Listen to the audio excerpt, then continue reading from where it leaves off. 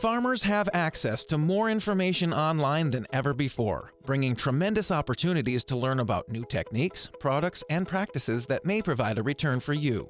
But none of that information can tell you if it will pay on your farm in your growing environment. When considering any change in your operation, doing your own research will provide the most valuable information of all. Ryan, there's a lot of reasons that somebody might want to do some on-farm research. It does take time, it does take some effort, but there's a lot of reasons why we might want to, and there's reasons maybe why we don't. Let's talk about a few of those.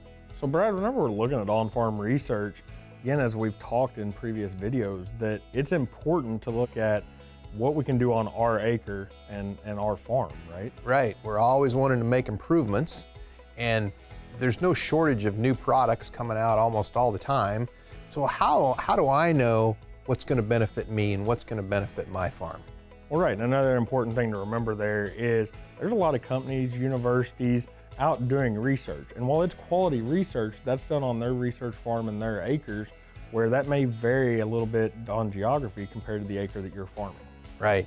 We know that every piece of ground's a little bit different, right? So it's probably a great idea to set up and do some trials on my farm so I know firsthand what's going to work for me. Exactly. And one of the most important things is going to be stating a hypothesis or a question. What are we trying to figure out? We had to develop a plan to do this research.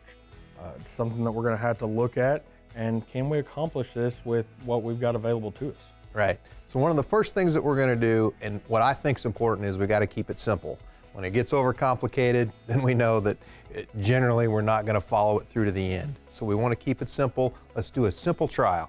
Maybe 1 or 2 products every season, but something that we know makes sense that we're going to follow through to the end and get some good yield data at the end of the season.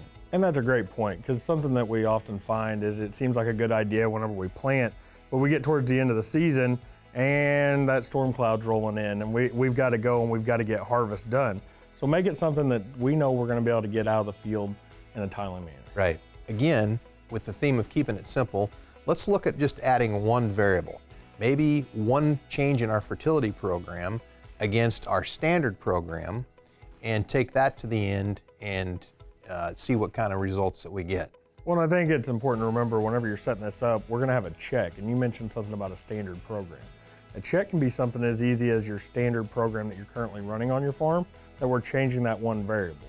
A check can also be a no treatment area, depending on what we're trying to test. That's right. So like, for example, maybe no fertility. Maybe I just shut the pump off for a little ways to have no fertility at all against my standard program, and then maybe that one addition that I put in my program. So I've got 3 good results at the end of the season to look at and see what kind of response we're getting. And again, it all comes back to keeping it simple and manageable, something that you can do, that you're going to be able to track and get the data from at the end of the season. Right. When we go to get that data, is just running the combine through the field and looking at our monitor, is that good enough, do you think? Or how far do we need to go to get good data? Right, and so looking at this, there's several ways that we can gather data anymore. There's several operating systems out there that we can use to gather data and stuff like that. But at the end of the day, it's still best to run that weigh wagon out there and actually take the plots out by that way. You're going to get the most accurate results from that. Right. Again, a lot of the equipment in our harvesting equipment is pretty accurate as long as we're getting it calibrated and managing it that way. Getting that weigh wagon out generally is the best way to know that we're getting the best results. And something I've heard forever is trash in, trash out.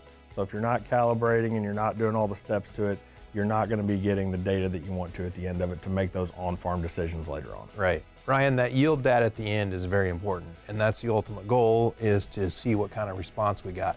But we also want to be checking throughout the season. We want to be in the field doing some scouting. We want to look at plant health. We want to look at root mass, a lot of things that can affect that yield and what got us to that finish line.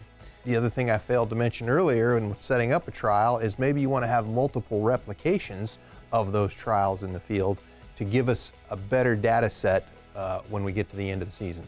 Okay, Brad, so now we're at the end of the season. We've got all this data. We had to start analyzing through that. So whenever we look at that, we had to take everything that we've just talked about into effect and get that 1 year's data in there. Question for you, is 1 year's data enough? Good question. Probably not. Mother Nature throws different things at us every year. Some years are dry, some years are wet. That's going to affect the outcome of each of those trials. So I think it's important.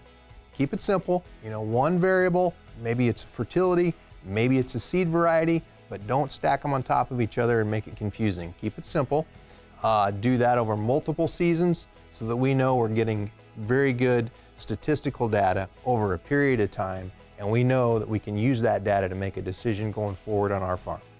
So Brad, I think we can both agree that on-farm research is important. Absolutely. And for more information on setting up on-farm trials on your farm, please visit us at agroliquid.com.